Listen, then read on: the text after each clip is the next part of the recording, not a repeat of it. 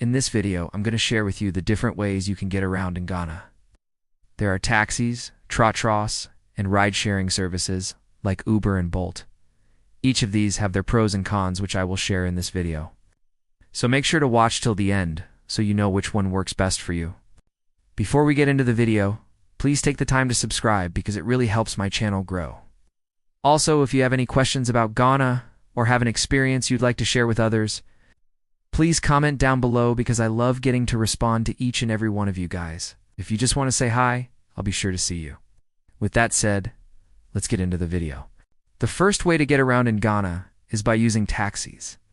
Taxis are a great way to get around because they pretty affordable and they also very convenient.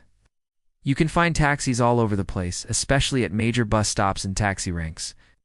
Taxis in Ghana are usually shared between the driver and passengers until the driver gets to his destination, so make sure to agree on a price before you get in the car.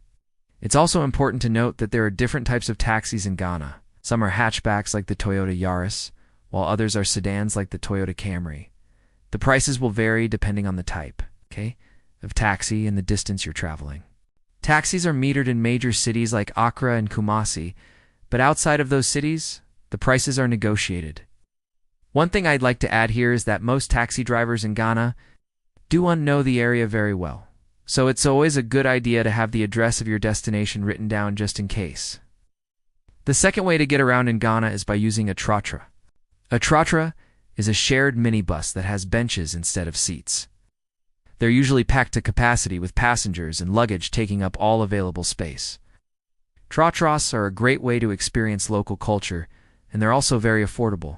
However, they can be very uncomfortable, especially if you're tall or have long legs. Also, it can be difficult to find a trotra that's going to your exact destination, since they do follow fixed routes. But if you ask a local, they'll definitely be able to point you in the right direction. Something else to keep in mind when riding in a trotra is that the drivers are often very aggressive, and they may drive over rough terrain. This can make the ride very bumpy and uncomfortable. But if you're up for an adventure, then riding in a trotra is definitely something I recommend trying out. Just make sure to hold on tight to your luggage and do say I did warn you. The third way to get around in Ghana is by using a ride-sharing service like Uber or Bolt. This is probably the most convenient way to get around, because you can just use your phone to book a ride, and then the driver will pick you up at your location and drop you off at your destination. I personally prefer using Bolt because it's usually a little bit cheaper than Uber.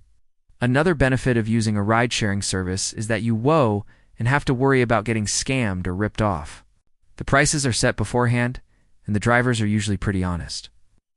One downside of using Uber or Bolt is that it can be more expensive than taking a taxi or trotra, especially if you're traveling long distances.